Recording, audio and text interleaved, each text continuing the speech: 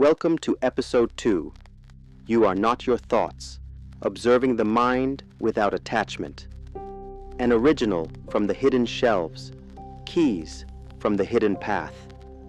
Here, we do not chase clarity. We sit still enough to let it find us.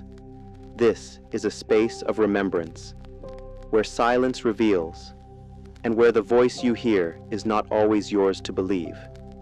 The mind is a restless narrator. It plays loops of doubt, judgment, expectation. It whispers stories that feel familiar because you've believed them for so long. But here's the sacred truth. You are not your thoughts. You are the one who sees them, hears them, and can choose not to follow. Let's explore how this awareness arrives, not as a concept, but as a quiet revolution. Scenario 1, the social spiral. You walk into a room. Maybe it's a party, a networking event, a community circle. The space is softly lit. Voices ripple in small waves of conversation, and laughter hums at a distance. And yet, your body tenses. Your mind, before you even speak, begins its monologue. You don't belong here. They're probably judging how you look. You'll say something awkward, and they'll see right through you. You feel it, in your shoulders, in your chest, in your throat. Not from the room, but from within. This voice, once protective, now limits you. But something shifts. You hear the thought, and instead of agreeing, you pause. You say inwardly, "There's the mind, doing what it does." You breathe. You notice the floor beneath your feet, the warmth of the cup in your hand. You smile gently, not to mask discomfort, but to reclaim your presence. You don't push the thoughts away. You let them pass like clouds, knowing you are the sky beneath them. And as you begin to speak, even quietly, even briefly, you realize you are not the fear, you are not the commentary, you are the witness. And in that awareness, you return to yourself. To further clarify, here's an additional case. Because the mind doesn't just speak in social settings, it speaks loudest in moments of vulnerability, when mistakes become mirrors and the past echoes louder than truth. Scenario 2, the inner critic after a mistake. You're alone now. The room is dim, maybe lit by a single lamp. The email has already been sent. The deadline was missed. The words, the ones you now regret, have already been spoken. Stillness surrounds you, but the mind races. You're careless. They'll never trust you again. Why can't you just get it right?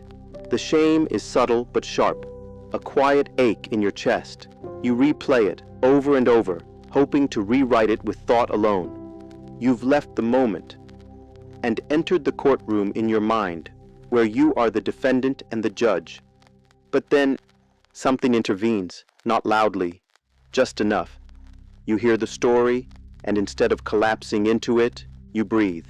You place a hand on your heart and whisper, "This is just a thought, not the truth." You feel the tension soften, not vanish, but loosen its grip. You don't deny the mistake, but you no longer let it define your worth. You see the mind, not as the enemy, but as the echo, one you no longer need to chase. And in that moment of distance, you return to yourself. Let us reflect for a moment. The mind was never meant to be your master. It was meant to serve, to solve, to organize, to protect. But when left unchecked, it begins to rule, not by force, but by familiarity. You are not the voice that doubts. You are not the fear that narrates. You are the one who notices. And in that noticing, you awaken a power more ancient than thought, choice, to witness, to breathe, to let go, not with effort, but with grace. And in that grace, you return to yourself. To summarize, in this episode, you remembered that the mind is not your identity. It is a mechanism. It narrates with logic, with fear, with memory, but it does not know the fullness of who you are. You explored two common experiences. The social spiral, where the mind casts shadows of judgment before connection can take root. The aftermath of a mistake, where the mind becomes a critic rather than a guide.